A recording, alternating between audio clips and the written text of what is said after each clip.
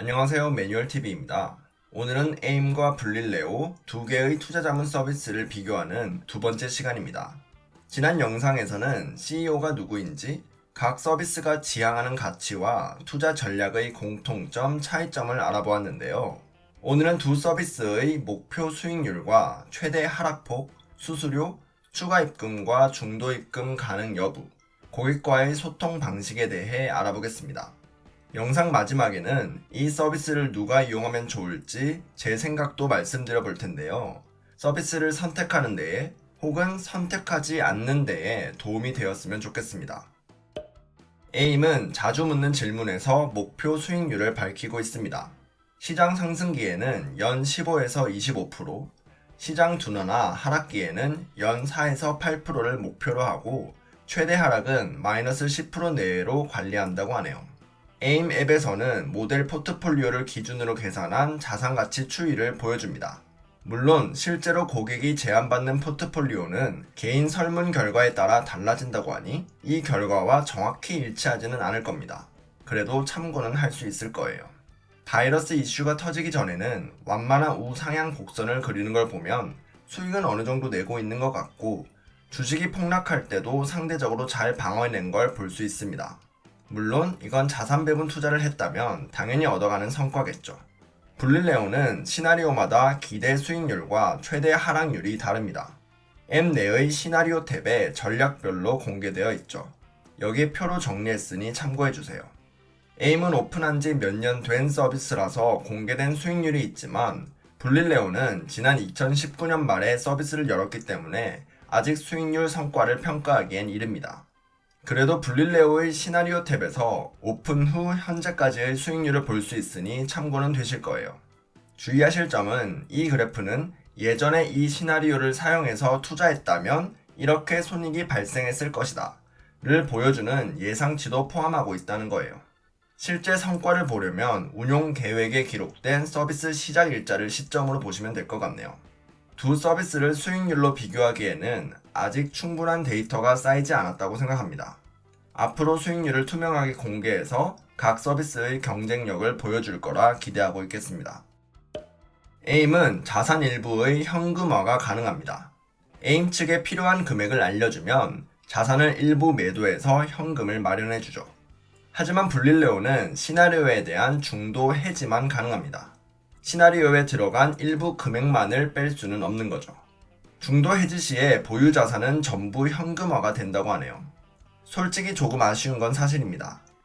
예를 들어 사계절에 강한 자산 배분은 매년 갱신하면서 쭉 들고 갈 만한 시나리오거든요. 이런 시나리오에서는 일부 현금화가 가능하도록 지원해줬으면 좋겠어요. 급하게 돈을 마련해야 하는 경우는 늘 있기 마련이니까요. 추가 입금은 에임과 블릴레오 둘 다 가능합니다. 수수료는 남은 기간에 대해서 1할 계산돼서 청구돼요. 예를 들어 계약이 반년 남은 상태에서 추가로 투자금을 넣으면 반년치 수수료만 추가로 내면 됩니다. 에임과 블릴레오 모두 최소 투자금이란 개념이 있습니다. 10만원, 20만원 이렇게 소액으로 투자를 시작할 수 있는 게 아니라 처음 자문 계약을 할 때 적어도 이 정도는 들고 있어야 한다 라는 기준이 있어요. 에임은 원래 500만원이었다가 300만원으로 줄었고 블릴레오는 시나리오에 따라 최소 투자금이 다릅니다. 여기 표를 참고해주세요. 예를 들어서 제가 투자한 시나리오인 리바운드와 기술주 대첩은 최소 투자금이 각각 200만원이에요. 에임은 원래 0.5% 수수료를 받다가 작년에 1%로 올렸습니다. 반면에 블릴레오는 시나리오별로 수수료가 다릅니다. 사계절을 견디는 자산 배분은 0.2%, 기술주 대첩은 0.8%를 내야 합니다. 자산별 비중을 기계적으로 맞추면 되는 전략의 경우에는 수수료가 낮고 시장을 관찰하다가 동적으로 자산 배분을 바꿔야 하는 전략일수록 수수료가 높은 편입니다. 에임과 블릴레오 모두 1년에 한 번씩 투자 금액에 비례해서 수수료를 내야 합니다. 처음 계약을 하거나 계약을 갱신하는 시점에 수수료를 정해진 계좌로 입금해야 합니다. 수익이 나도 수익금에 대한 성과 보수는 내지 않아도 되지만 투자 손실이 나더라도 낸 수수료는 돌려주지 않습니다. 이 부분은 계약하기 전에 반드시 유의하셔야 돼요. 특히 처음 계약할 때만 수수료를 내는 거라고 착각하시면 안 됩니다. 매년 자문 계약이 갱신될 때마다 당시에 남아있는 투자금을 기준으로 계산된 자문 수수료를 내야 합니다. 예를 들어서 처음에 300만원으로 계약하면 3만원을 수수료로 내야 합니다. 300만원을 1년 동안 굴려서 5% 이익이 발생했다고 해보죠. 300만원의 5%가 더해져서 평가금이 315만원이 됐기 때문에 계약 연장 시점에서는 315만원의 1%인 31,500원을 수수료로 내야 합니다. 모든 거래에는 수수료가 발생합니다. 에임과 블릴레오 모두 한국투자증권에서 ETF를 통해 자산 배분 투자를 한다고 말씀드렸죠? 만약 제가 따로 ETF를 사고 파는 경우에는 거래 수수료로 0.26%를 내야 합니다. 물론 이건 계좌에 이벤트가 적용된 상황이라면 다를 수가 있습니다. 미국에 상장된 ETF를 거래해야 되니까 환전도 해야겠죠? 카카오뱅크를 통해서 계좌를 만든 경우에는 환전 수수료 80% 우대를 받게 됩니다. 이제 이 수치들에 비교해서 에임과 블릴레오의 거래 수수료와 환전 우대율을 알아보겠습니다. 에임의 ETF 거래 수수료는 원래 0.18%였습니다. 하지만 지난 4월에 에임의 관리 자산이 2천억 원을 돌파하면서 0.16%로 추가 인하됐습니다. 투자금을 모으는 능력을 보여주었으니 아마도 추가 협상이 가능했겠죠? 에임의 환전 우대율은 90%입니다. 이것도 직접 환전할 때보단 이득이죠. 블릴레오의 경우 ETF 거래 수수료는 0.18%이고 환전 우대율은 80%입니다. 에임보다 약간 아쉬운 수준이긴 하지만 사실 큰 차이는 없어요. 블릴레오는 남은 기간만큼의 수수료를 돌려줍니다. 에임은 자주 묻는 질문에는 해당 내용이 없어서 자문 계약서를 확인해 봤는데요. 중도 해지 수수료는 0원인데 최소 기본 수수료 12만원이 있다고 합니다. 이걸 남은 기간 수수료에서 제외하고 돌려준다고 하는데요. 저처럼 3만원을 낸 경우에는 중도 해지를 하면 자문 보수를 돌려받을 수 없는 걸까요? 혹시 에임을 중도 해지한 분이 계시면 댓글로 좀 알려주세요. 두 서비스 모두 CEO 레터를 주기적으로 제공합니다. 창업자가 고객들에게 전달하는 메시지는 투자를 맡긴 입장에서 매우 중요하죠. 소중한 내 돈을 어떤 사람이 어떤 시각으로 다루고 있는지 알아낼 수 있는 힌트랄까요? 시장이 폭락할 때 마음을 진정시키는 데에도 도움이 되고요. 에임은 앱 내에서 유튜브 링크를 제공합니다. 보통 에임이 추구하는 원칙에 대해서 반복적으로 공유하는 편이에요. 블릴레오는 매달 블릴레오 네이버 블로그에서 CEO 레터를 공개합니다. 메일로도 보내주더라고요. 에임은 추가로 네이버 포스트를 운영하고 있고 고객센터는 따로 운영하지 않습니다. 메일로 질문을 해야 해요. 대신 고객을 대상으로 오프라인 세미나를 종종 연다고 하고 CEO가 전화로 상담하는 경우도 있다는 소문이 있습니다. 에임 서비스에 대해 비난을 하는 사람들에겐 매우 적극적으로 대응하는 것으로 알려져 있는데요. 실제로 에임 공식 유튜브에서 악플에 상처받는다는 말을 요즘 들어 자주 하고 있습니다. 에임의 가치에 동의하지 않는 사람들은 파트너로서 계약관계를 맺고 싶지 않다라고도 하는데요. 요즘은 직장 익명 SNS인 블라인드에서도 직접 활동하는 것 같더라고요. 정말 본인이 맞는지는 알 수 없지만요. 블릴레오의 경우 소통왕 그 자체입니다. 카카오톡 메신저 채널을 운영해서 실시간 상담을 진행하고 천영록 대표가 유튜버로서 생산하는 컨텐츠가 아주 유익합니다. 초보자들을 위해 금융상품을 설명하거나 금융업계 종사자들을 불러놓고 인터뷰를 진행하고 있죠. 종종 라이브도 진행하고요.